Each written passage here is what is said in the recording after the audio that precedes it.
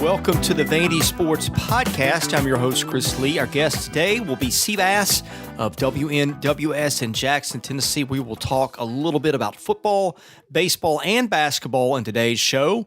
Today's episode presented by the Well Coffee House, which turns coffee into water. The Well is a coffee house with a mission to bring clean water to the world. To date, over 30 communities across the globe have access to safe water, health, and hope. You too can make an impact by visiting a Well Coffee House location today. There are 5 to serve you in the Nashville area.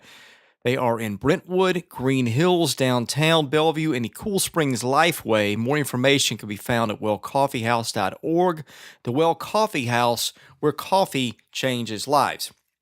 We thank our co-sponsor, WellSpire, Nashville's Learning and Development Center, which is located in the Gulch. Our news today, presented by Sutherland & Belk, a local injury law firm committed to helping those who've been injured in accidents. If you or someone you know who's been in a wreck or other accident, reach out to Sutherland & Belk, see what your rights are. You can find their contact info online at sbinjurylaw.com. Vanderbilt 7, Indiana State 1. That is your baseball final from Tuesday night. Mason Hickman, another good start, and J.J. Bleday pops his 16th home run of the year. The Commodores have a 3-game series coming up this weekend with Alabama. Joining us now, our good buddy Seabass of WNWS in Jackson, Tennessee. Thanks for joining us, my friend. Man, thank you, Chris. Just another day of pimping and shrimping, doing my thing. You ready to talk a little VU athletics? I am. Let's start with baseball today. I was just thinking today, I don't know that even a lot of the people that watch this team realize, I know that the issues with the bullpen and all those things and Patrick Raby's not giving them optimal outings, this is an elite team, man. You know, there's no doubt about that. It really is. This team can flat. I just think, look, let's not forget, that was we took a series from a top 10 team in the country. And I think the way that it ended in that game, in Game 3, blowing the lead in the 9th inning, it left a little bit of a bad taste in the mouth of some Commodore fans, and I certainly get that, but that should not be the prevailing theme from that series in my mind, because I think they took 2 or 3 and nearly swept one of the better teams in the country. And just a reminder, they're elite teams. Saying a team is elite, which this team is, that doesn't mean it's perfect. Like I told you, I was talking to Dave Serrano a few weeks ago, and he said Arkansas was in the conversation as one of the best pitching staffs in the SEC, and probably in the top 3. And Vanderbilt lit that bullpen up most of the weekend. So I think it's all relative to what you're watching. And the SEC this year is ridiculously good. I was doing a thing yesterday where I was trying to project where everybody would wind up in the final standings. I had Mississippi State 5th in the SEC. They're 3rd in the national polls right now, maybe 2nd in BA. I don't remember. I mean, it's just this league or college baseball right now, it's the SEC and the Pac-12 and then a big step down to everybody else. I have a feeling once this team gets into the postseason, it would not shock me to see them breeze through to Omaha. Now, that depends on who they get on the other side. They could get matched up with somebody from the SEC because the way that it works now is they do an S-curve on those 16 seeds. So 8 plays 9, 1 plays 16, and so on. So however they seed them is how they seed them. And you saw some SEC teams matched up last year, and I have a feeling that the hosting teams are going to be dominated by Pac-12 and SEC. But having said that, I just think once they start playing teams outside the league, people are going to realize how good the SEC was. Oh, I don't think there's any question about it. I mean, just pure dominance right now. And I agree with the Pac-12 being the other, but right now, those two are a runaway freight train. I can't imagine our national champion coming from a different conference from one of those two. I was thinking that too. The one exception might be Louisville, and I'm really anxious to see that matchup between Vanderbilt and Louisville next month. I won't see it in person, but I'll watch it on TV. But yeah, I was thinking the same thing. It's like outside of those teams, I know Cal Santa Barbara is really high in the power rankings in terms of Boyd's World and also the RPIs, but UCSB doesn't play a lot of host caliber teams, so it's just hard to know. But that's the only other one that I can really come up with outside those two leagues. other than Louisville. Yeah. Yeah, and this is just not one of those years where I just don't see a Coastal Carolina kind of season winning the national championship. And now they're perennially a good program, a very good program. But with the firepower that those two Power Five conferences have right now, and yeah, Louisville would probably be my other exception, but it would be probably the lone one. Yeah, and even back to Vanderbilt, the bullpen, I still think the parts can come together for them. I wrote that book a few years ago, and I would have to go back and look at it. But the 11 team, of course, was the first one to make Omaha, and I had forgotten for really about half the season, they couldn't count on anybody to get outside of that bullpen, and all of a sudden it came together at season's end. Corey Williams was pitching exceptionally well. Will Kleinert was pitching really well. They had 3 or 4 arms of that pen. That's really all they needed, because their starters could go deep, which, by the way, also that's the case for this team. I think they've got more than enough parts, even where they're weak. And I'm really anxious to see, do they get an Austin Becker back? Do they get Jackson Gillis throwing again? Because all it really takes, Tyler Brown, what he did this weekend does not bother me. He's going to be fine. All it really takes is get an Eater and a Fisher and maybe one other guy in there, and that's as much as they need. As much as they need to do what, though, is the question. To get as far as they need to go. I mean, to win the whole thing. Well, but now that's the question. If it's as far as they need to win their regionals, to win the super regional, to get to Omaha is one thing. To win it is quite another. And I'm not saying it won't happen. I'm just saying that if I pretend like I don't have those concerns about that pen against high quality teams night in and night out in tournament fashion baseball, I can't say that right now. No, I get it, but here's my point. You only need maybe 4 or 5 arms out of the pen, and they've got,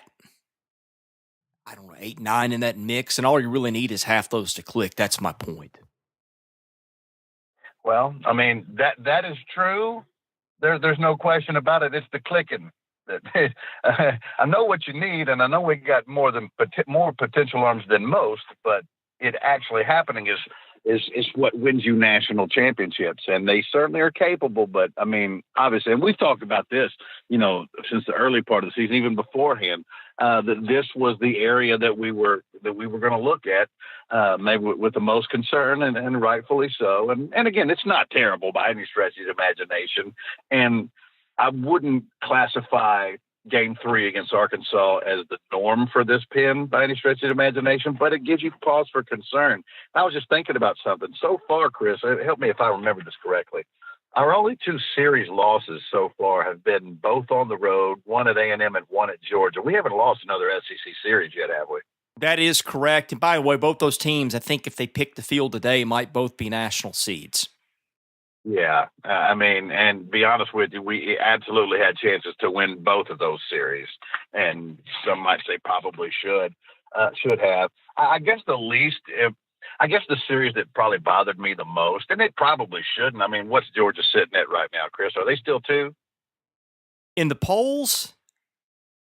Or I don't know. I didn't check. I don't really pay attention to the polls as much, and it's not a knock on the people that do them. I don't like the way they do the polls. I think we've had this conversation before, and I understand it.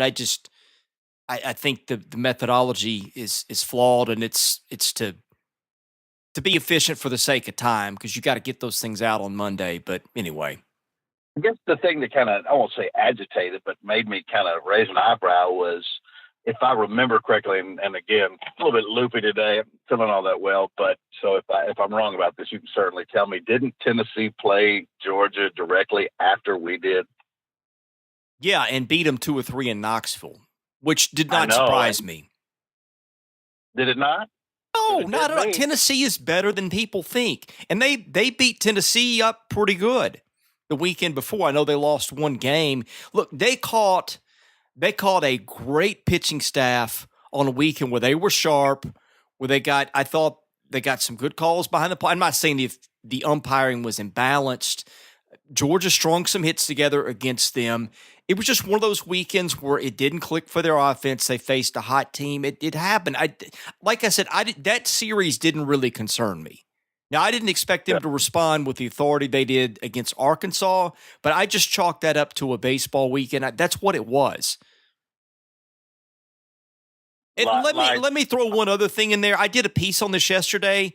If you take out the record of the games the teams played against them, in other words, you add up all the SEC records of the teams they played so far, and then take out what they did against Vanderbilt, they played the second toughest schedule in the league so far, a half game behind LSU. Okay, so I think I keep saying this. When you play elite teams, it will sometimes make you look ordinary or flawed. And they played really good baseball against a super tough schedule. Maybe as tough a conference slate as anybody has played in the country to this point. And they're 9-6 in the SEC. And honest to God, you weren't that far from being 10-5. Right. Fair enough. Fair enough. I'll back off on that a little bit. What are we right now? Like 28-9 or something like that? Let's see. 28-9. That's it. Right, 28-9. Okay, I can't believe I got that right. I'm sitting in my truck in a Kroger parking lot right now. I have my phone on. Well, I'm talking to you on it, but I have the internet on. But I thought that's what we were. Yeah, I mean, look, I'm super hyped about this team. I think we can win it all. I just have those. I have those concerns on the back end, but I think you're right. If they step up, I mean, I can't think of the team we can't beat. Yeah, I just don't think they're that far off. I think Eaters look good more often than not. Tyler Brown, I will hitch my wagon to that kid any day, despite what happened this weekend. And when your starters can go deep, and by the way, throw Mason Hickman in there just for the sake of it if you want to, because I think if they need a longer arm, he can go, and he's gone consistently deep in outings. I mean, at that point, you only need your bullpen to get through, 9 innings on a weekend, maybe 8. And I think you can count on Tyler Brown for 2 or 3. You can count on Eater for 2 or 3. You don't need that more innings after that point. I think that Fisher has been good in spots. And again, it may be a Becker. It may be an Ethan Smith. It may be a Jackson Gillis. I just think they've got a lot of arms in tow that I saw this in 11. They couldn't get anybody out in the bullpen for about 6 weeks in a row. And then it really clicked at the end. And those arms that they had to count on, A, there weren't nearly as many to choose from, and B, they weren't as talented as the ones they've got now. That doesn't mean it'll happen that way, but I've followed the SEC and I've followed them long enough to kind of know how this works. Hey, let me ask you real quick, one more on baseball because I have to push along. If today were the last week in June, I believe. Well, wait a minute. Now, when's is it the first week in June for the Major League Baseball draft? Early June or late June? It's early June. It's usually mid. I'd have to look up the date this year. Hey, so if the draft were today, you think J.J. Bodega is a top 10 pick? Has he played his way into the? If he's not, he's really close. I watch him. Have you ever played slow pitch softball and there's just like some dude on the other team that if you get it within a zip code of the home plate, he's going to jack it out on you? J.J. Bleday is hitting like he's a slow pitch softball player right now, like he's that guy. Yeah, he's really exciting, man. He's a lot of fun to watch. I was thinking that because I was looking at a couple of mock drafts and they didn't have him in the top 10. But I was thinking, this guy, in my estimation, of course, admittedly, some of the other guys I haven't had a chance to see nearly as much. Boy, I'm thinking, is there 10 better prospects than this guy? This guy, JJ's an unbelievable player. There's no question. I'll be really excited to see where he goes. I think he could find his way in the top 10. But I don't know how many of those home runs you've seen, but the ones I've seen have not been cheap. I mean, there hadn't been many that just barely leave the yard. Some of those are out of the yard by 30, 40 feet. But, yeah, I think that Baseball America did its mock draft last week and had him 11. So he's really close, according to them. Yeah, he's a lot of fun to watch, man. I'll be excited to see where he goes. All right, you want to press to just a little bit of football real quick before we wrap it up with basketball? Yeah, we can do football, then go to the mailbag. Is that cool? Sure. Yeah, that's no problem. Of course, I want to ask you a couple of basketball questions, if you don't mind. Football-wise, I don't know about you, but I love these first 3 commits for this class. And I know that you were particularly a couple of months ago, you thought that this would have a chance, especially after making a bowl and winning some really big games. How it had a chance to be a good recruiting class. But I love this pickup that Coach Mason just got the other night out of Logan Kyle, the 6'3" receiver out of Tomball, Texas, which, by the way, Chris, my aunt and uncle live in Tomball. And I got to tell you, it's a decent, as far as Houston area football goes, it's a decent district, not a great one, but good enough. And this young man, I'm going to tell you what, man, if you just, Chris, I don't know if you've had the chance to do it, just go turn the kid's highlight film on. You talk about a crisp route runner. You talk about a big, strong, physical kid with eagle claw hands who runs beautiful routes, gets in and out of his breaks fantastically. It's hard to jam at the line of scrimmage because he's so big. Yeah, I love everything about this kid, man. If you haven't had a chance to watch Logan Kyle, he screams a guy that's going to come in here and probably, or potentially, depending on what our receiving core looks like, play early and be a really good receiver. And I was just sitting there thinking about it. Other than Kalijah Lipscomb, the depth of our receiving core is so young. I mean, extremely talented, but so young. And I'm sitting here thinking about the passing game for the Commodores, as long as they can continue, and looks like they're doing that, to recruit the quarterback position well. Man, if they keep him upright, man, I got to be honest with you. I love the potential in the future of the passing game for the Black and Gold with some of the cats they're bringing in. Yeah, his Rivals camp film looked pretty good too. Now, I don't know. I remember, I guess I harken back to Brady Brown. We were all excited about him about a dozen years ago. And he did nothing, so you never know. not to put a wet blanket on all that, but where he was headed because do you remember that? Argyle and yeah, like I get it. I don't see the same player at all. Not at all. But I mean, I can understand why, but the comparisons. But if you just started at the route running and left it alone right there, he's far superior to Brady Brown. Well, you're a better judge of that than I am, so I'll take your word for it. What was his name? Brady Brown? Was that it? Was it Brady Brown? Yeah, and I don't think he was. Remember, he caught like 100 and something passes as a senior, and he played, I think, at a big school. Yeah. And I don't think he even caught I don't think he caught a single pass at Vanderbilt. I don't know what happened there. Usually, when a guy is that good in high school and something, he gets to college and he's a non-factor at all. There's something there, like I don't know if it's an off-field thing or just immaturity or something. I'm not saying any of that with knowledge. I'm just saying a lot of times when you have such a disconnect between production at a high level and being a total bust, it's something like that. So I remember there was something, and I don't know if it was injury or what. There was something with Brady that kind of hindered him early on at the very beginning, but I don't recall what it was. But yeah, I'm really, really high on Logan Kyle. I think that's a really nice snag. And I got to be honest with you, there's never a downside to making inroads into the Lone Star State. They've been sneaky good at accumulating offensive talent. I don't know if they saw it to the degree that they've accumulated it or it just kind of snuck up on them too. But it's crazy to go back and look because none of us ever looked at what they were doing the last 3-4 years in recruiting and said, hey, these guys are assembling an offensive juggernaut. I know I didn't. Yeah, we're just not used to getting those type of players. We're used to getting guys who, they're nice. They could develop into something, and a couple of them did. We got some guys coming in that are the truth coming in. I mean, think about this for a second. We got to find a place for Javion Marlowe. I know. Well, and he and Abdul Rahman have been my guys since the start of camp last year. In fact, I'll give you a spoiler alert. I wrote the Lindy's preview, and they asked me to write, I think it was a developing star or something like that. He's the dude that I picked just because I watch him and I see he's got all kinds of talent, man. I don't know if it'll be this year because they got a lot of mouths to feed in that receiving core, but I see a degree of talent that I hadn't seen there before, and I've watched them. I've been to practice.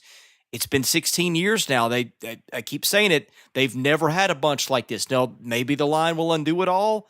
I don't think it would be that dramatic, but They've got some dudes like they've never had on that side of the ball. No, defense is going to be a different story probably, but it's going to be fun, I think.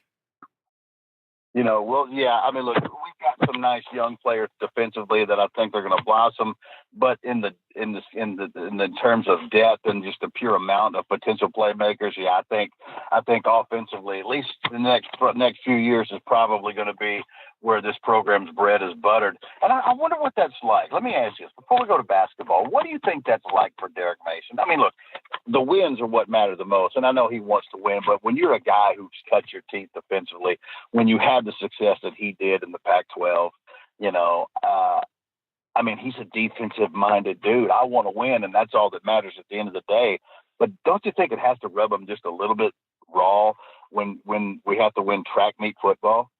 Oh, I do. And I mean, I've had people that have told me, and this is speculation, that they thought the whole reason that they never went up tempo was out of pride, that he didn't like having his defense getting its teeth kicked in. Now, again, I don't know if that's true.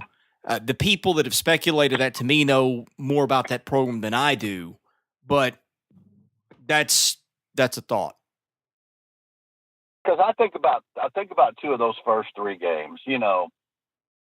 Now when we talk about the Purdue game, I think about what's that young man's name, Rondale Moore, isn't that it? Yeah. Look, I think we can play track meet football with them, and probably we'll have to.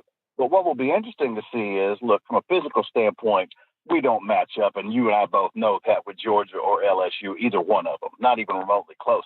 The difference is, though, this time, it's not one of those deals where, that's okay for poor little Vanderbilt. They don't have any bullets in the holster offensively. That isn't the case this time. Even if they get pushed around by the LSUs and Georgias of the world, if that offensive line can just give them enough time, if we can figure out a few things on that offensive line, there are threats all over that offense. On the ground, in the air, that have a chance to be pretty freaking explosive, to the point where, okay, let's say Georgia comes out and scores 14 points in the first 7 minutes of the game. Now, normally it'd probably be through booking, but that doesn't guarantee a thing at this point, because Vanderbilt could easily match that. I was thinking today, if I were a betting man, which I'm not, I would put bets down, not even knowing the line on them against LSU and Georgia, just because they always get underrated by the odds makers. I mean, you go look at them the last 7 or 8 years, throw out Mason's first year when they were just abysmal beyond anybody's wildest dreams. They have been so good at beating the number. And I think people go look LSU and Georgia, and they're going to look Vanderbilt. And I just don't think people realize how much talent they have accumulated on that side of the ball. I would put money. I would like I said, I would put money on that, not even knowing what the number is, just knowing how these things usually work.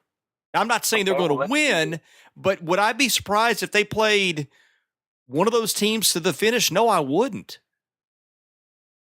And so, okay, let's do this. All right, for all of our people that are going to be listening to this podcast right now,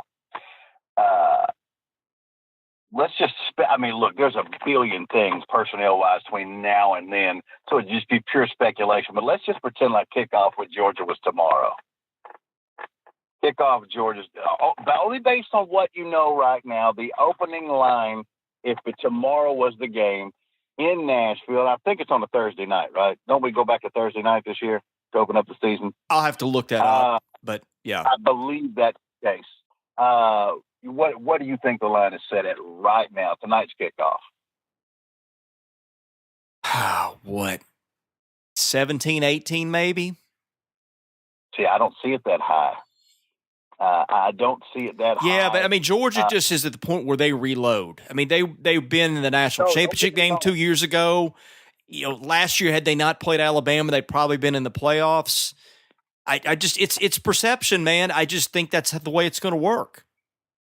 Well, look, the perception is all well and good, but everybody remembers. Look, Vanderbilt returned Keyshawn Vaughn. They returned Jared Pinkney. They returned Kalijah Lipscomb. I'd say that line. You're not far off, but in gambling terms, I would say it would be a little far off. I say that line opens up at 14.5. Or no, not opens up. That line, if tonight's kickoff, that line's 14.5. Okay, no, I don't think so. That last time they played in Nashville, Georgia won by 31, and then what was the score last year in Athens? It was pretty ugly, about like that too, wasn't it? Well, that was a game for the whole first half. Vanderbilt had a chance to go in the locker room with a lead in that game in Georgia in Athens. I have to go back and pull that up. But if you remember, Vanderbilt, they had every chance in the world in that first half and let a few things get away from them. I'm looking it up right now to see what that final score was, but I know it was close for a while. Well, the LSU game is the one that I think is maybe more interesting. The final score in Georgia Vandy last year was 41-13. It got away from us a 28-point See, game. that's what I'm saying. People are going to look at the scores the last 2 years, and they're not going to say, hey, this is a 14-point game. They're going to look at it. They're going to say Vanderbilt loses a 4-year starting quarterback. It loses 2 starting offensive linemen. Its defense was lousy last year. I mean, my line may be generous. Oh, no. Correct. You really think that's going to be closer to 14 than it is 17 or 18? I got 14.5. Okay, we will remember this. Put a ceiling on it at 16. At 6, I will put a ceiling on it at 16. Okay, here's the deal. 15.5. If it's under, then you win the bet, and if it's over, then I win the bet. Whatever the bet is. I guess we haven't bet anything. A Jenny's ice cream cone. Okay, I'll do that. Jenny's ice cream cone, sir. Now look, the only thing is I'm being pinned in here on a very small range. Yours you could go from 17 to 600. Hey, don't blame me. You're the one. Well, yeah, but I mean, if it's what you think it is, it could also be 10. So here's what I'm going to ask you for then. Okay, this is fair. I think this is fair. Because that's true. I did do that, but let me say this. Because I'm working in such a tight window, I want 2-1. I get 2 scoops. You get 1. Okay, fair enough. I think we both win either way. I just gave you something I didn't have to give you. Why did I do that? I'm a salesman, Chris. That's what I do. It's like I think you just played a Jedi mind trick on me, maybe. Oh, Chris, I don't have much time, so let's talk a little hoops. Okay, let me get to our mailbag. I guess you heard my ringer there, which is sponsored by Vanderbilt fan and independent insurance agent Josh Minton of Brentwood. You need an insurance agent who wants to know your unique needs and circumstances and will tailor an insurance plan to fit them. Josh is your guy. Call him 615-933-1979. Email him at josh@hqinsurance.com. Follow him on Facebook at facebook.com/JD Minton HQ. He's my agent. Give him a shot. I think you'll be pleased. Please call Josh. Get a quote. Just see what your options are. You don't have to do business with him, but just see if he can cut you a better deal. It's a no-lose proposition for you, and you help the show with that as well. Okay, I'm going to go to this one. Dusty Orleans says, first of all, good choice on the first Smoking the Bandit. It was really the only right answer. That's a mailbag question from last week. Second, what are your thoughts on some of the rumored but not confirmed by Vanderbilt yet hires for Coach Jerry Stackhouse's staff? Well, I guess we're certainly not breaking news now by any stretch of the imagination. With Jake Diebler not going to stay here in Nashville but headed to Ohio State, that's a little bit of a gut punch. I was really hoping, and believe me, that has nothing to do with whether or not we can sign Keon Johnson and get him back in that recruiting fold. But Jake's a guy that I think everybody was really rooting for to be on this staff. And so I guess my question would be to you, would that be because I think Vanderbilt at the end of the day was going to try to get him, right? I mean, they wanted him at the end of the day, but he decided to go back home. Is that right? I was hearing that they wanted him, but I was never 100% sure. It's a loss, I think. I think. Oh, We'll I see. definitely think it's a loss. Yeah.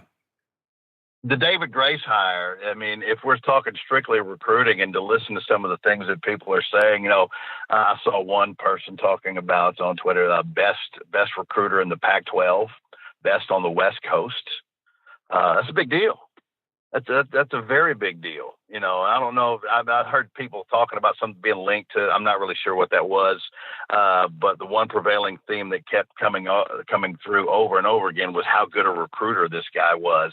I think obviously in college basketball, it's paramount to have that. So I think that's a great way to start. And then, of course, the other one was the NBA assistant with the Grizzlies. Now, is that official? Is that someone had tweeted that out last Friday while I was covering baseball. I think it was. Oh, he was one of the national writers. I don't think anything's official yet. Usually, what Vanderbilt does is it announces an entire staff at the same time once they go through HR. So I don't know. I need to dig in a little more on that. So if it's official, now the one thing that we kept saying over and over and over again, and some of the Grizzlies players and people with the Grizzlies were talking about his player development. So we got an ace recruiter and someone that's aces at player development. I like both of those things. Those are two of the most important things you can possibly have, which leaves a third spot, which I kind of was hoping would go to Jake. But now that looks to not be the case, where does Coach Stackhouse turn? Good question. I don't have an answer for you right now. Well, I don't have one for him either, Chris, but I do like the first two pieces. I will say that. Let's see what's next. Do you think this is from Vandy Fitz, do you think the restrictions on football practice coverage are to hide offensive line deficiencies? If our line is that undermanned, do we expect to see more sets with one or two blocking tight ends or other remedies? Could you give me the question one more time, Chris? He wants to know if the media restrictions on us not being able to watch practice, which, by the way, we got to watch 3 hours total the whole spring, including the spring game. He wonders if that's based on Vanderbilt trying to hide a weak offensive line. Oh, okay. I got you. I now understand the question. No. And here's why, Chris. Now, say what you want. Now, I understand access being restricted, but do you really believe that those 12 teams don't know what they have? What each and every opponent has, and their depth chart and their social security numbers? No, our opponents know who we have and what we don't have. They know who graduated. They know what we lost. You can work on some new things schematically and see if it's being effective during that and whatnot. But no, you think Georgia? I promise you, Georgia knows the name of every offensive lineman we have right now. Let's see what is next. This one from 81J. What do you think about the change in the batting order of the last two games, moving the 2, 3, and 4 hitters up a spot? You think it stays that way when Cooper Davis returns? Let me just get the box score from last night. And I think this is how they hit this weekend, too. They got Martin leadoff, Lede 2, Paul 3, Clark 4. And let's see. They hit Davis leadoff in the Saturday Arkansas game, which is when he got hurt. So they went with the same lineup in game 3 on Sunday. I think that they'll put Davis back in the leadoff spot just because I think that's where they've had him all year. I don't know that he's batted anywhere else. What's the optimal lineup? If you were setting the lineup today, if you were the one handing the card, if you could set the lineup today, how would you set it? You mean you didn't listen to the podcast yesterday? No, actually, we dabbled around. I'm kidding. We dabbled around in that, and we never answered it. Oh, man. Okay, off the top of my head, I would go Martin 1. I might go Davis 1, Martin 2. I'm trying to think. I like to alternate lefty and righty to minimize what you can do against me from your bullpen. Let's see. Let me just go around the lineup. Okay, but here's the guys in no order. I would catch.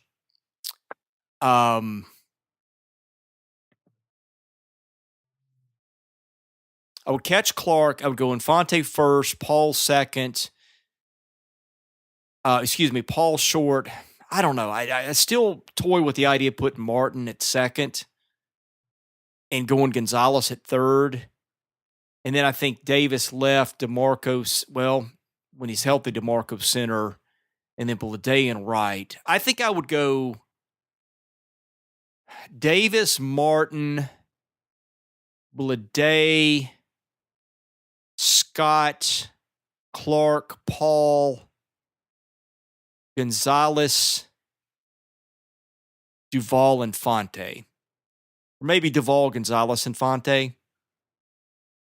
But boy, that's tough. I mean, because then you're taking Ray out, and he's probably their best defensive second baseman, and you've had some issues with Martin at second and Gonzalez at third, although you may have some issues with Martin at third anyway.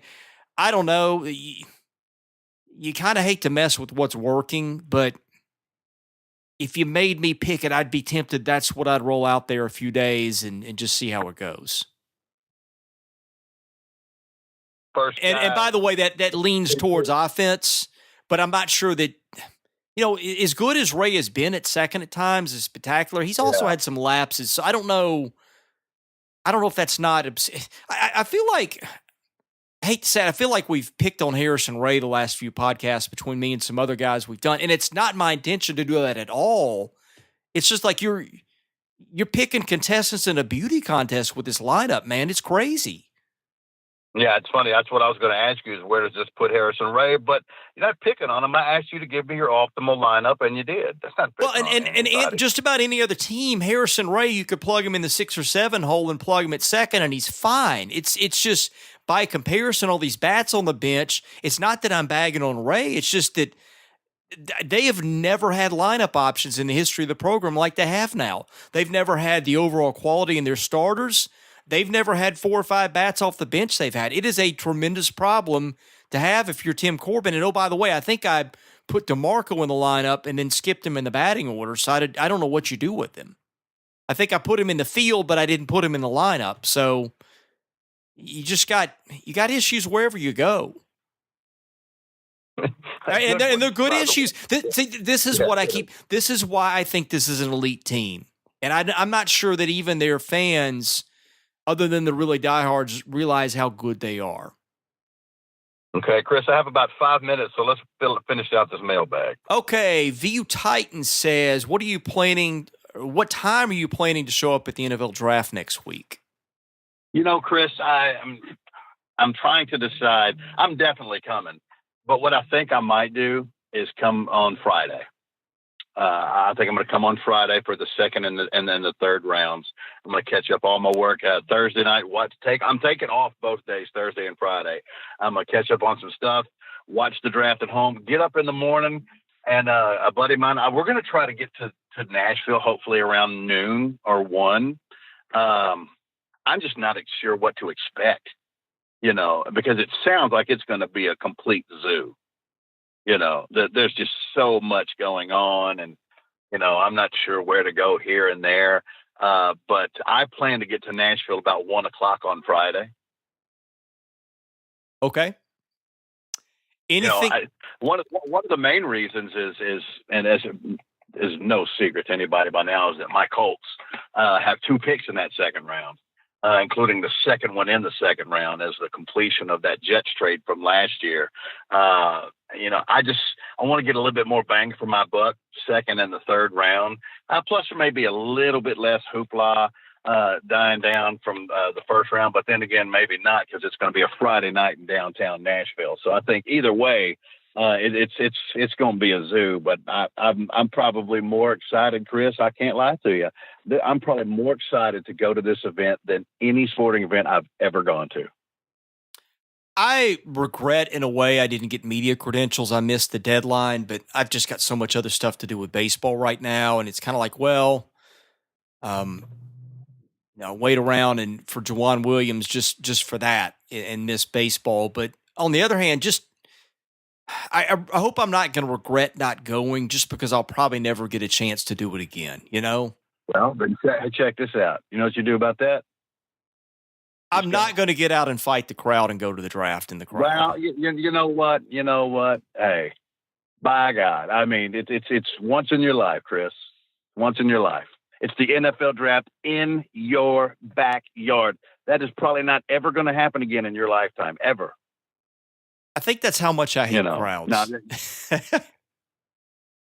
that's how much you hate what, crowds? Yeah, I'm not a get down and go downtown for concerts or fireworks or any of that stuff. It drives me bananas. Yeah, I wouldn't do that for anything other than this, but this is an event unlike any other in my world. So, you know what? And the worst part about it is, y'all, listen to this. His boy's going to be in town. We get to see each other maybe once or twice a year. All I know, Chris, is that if the draft was being held in Jackson, Tennessee, how would you like it if you told me, I'm coming in, man, coming for the draft? And I said, well, I ain't fighting the crowd, man, so I ain't going to be there. Oh, now you're laying on the guilt trip. Thanks a lot. Just a little bit. Well, I do. In all fairness, here's my struggle. I do have the Auburn series to cover at the same time, and that's going to be a big series. It's called Watch ESPN. Put it on your phone and watch it. Yeah, I know. Well, and I don't even know what the kids always have games on Saturday too, and it's just navigating the weekend around here is a zoo. My wife works, about every other weekend, it seems like, at least a day in there. And it's hard to manage everything. I was like, it's one of those things like when I missed the deadline, there was a little bit of relief because I didn't have a decision to make, if that makes sense, even though I hated that I missed it. Right. Yeah. I'd never even considered putting in for media credentials because you need to know something about me, Chris. I'm not going to be like a Raiders fan, at the Coliseum, or I'm not going to dress up, with a Colts head on there and paint my body blue with spikes everywhere. But believe me when I tell you, you're going to know when my team makes their pick. I'm going to town. It's funky town. It's Fever in the Funk House, Jack. I'm going to lose my mind. See, I'm getting more used to doing this as a media thing and being detached. And it's I'm like, telling you, well, I used to do that. Chris. I get a reminder every year in the NHL playoffs because I feel like I'm invested in the Predators, and I get worked up over how they do sometimes, and I don't really like it. I feel like it's not fun. I feel like I just kind of like watching the game and covering thing and just kind of being more dispassionate about it, if that makes sense. Not to me, it doesn't. Well, I mean. Think about this, Chris. This is why. You saw me. Yeah, but when's the last time you saw me in the press box with you at a football game in Nashville? Oh, it's been a dozen years at least. Because, I mean, and no, the people put on a great deal up there, and it's fine, and I didn't mind going up there and covering it. But golly, Bill, at the end of the day, there's nothing like being, and we may not have the biggest crowd. We may have a bad crowd most of the time. But those passionate ones, there's nothing like being down there with them. I'm telling you, I wish you could have been there with me sitting there. I was in Section A, and you'd know that because you got me the ticket. Thank you very much, by the way. I'm sitting there in Section A in that Tennessee game, screaming my head off at the fans across the way, get out of my house. It was 38-13. The clock's running down, and I can't stop screaming, get out of my house. Over and over again. I had more fun at that game than I could have in 1,000 games sitting in that press box. Now, you have a job to do. You have VandySports.com. I'm just a talk show host from West Tennessee who has a mild number of Vanderbilt fans in this area. So I don't have to do the things that you do. But if I have my choice on something like this, oh, that's easy. That's every time getting in the middle of it. Every time. Well, you're also focusing on one of the best moments. And like I remember last year when the Preds lost in the playoffs. I'm not going to say I was like rude to everybody the next 2 days, but I felt like I was in a very tangible funk for 2 or 3 days after they lost to the Jets. Yeah, and you can't watch Sports Center. You can't read anything. Exactly. Yeah. But what else, Chris, Vandy fans, what else in life does that to us the way that this does? I can't think of anything that draws that out of us more than this. And that's why it matters to us. That's why people are listening to this podcast right now. That's why, they spend their money. They plan their vacations and their family events around games outside of their zip code, because that does that to us. And I don't ever want to lose that. You know what I mean?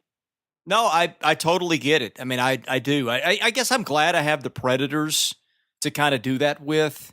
And I'm glad that I grew up going to games and doing it not in a media standpoint, because I feel like my job is to separate myself from it and just kind of look at it and size up the situation, and gives you blacks and whites and shades of grays without really a lot of feeling in it. But I did grow up going to games with my family, and I remember what it was like. So I guess I've kind of had the best of both worlds, that I remember what that is. And especially from a Vandy standpoint, when you've been through such miserable decades from a football standpoint, I mean, when people out there listening, man, I get it, because I used to be in the middle of that.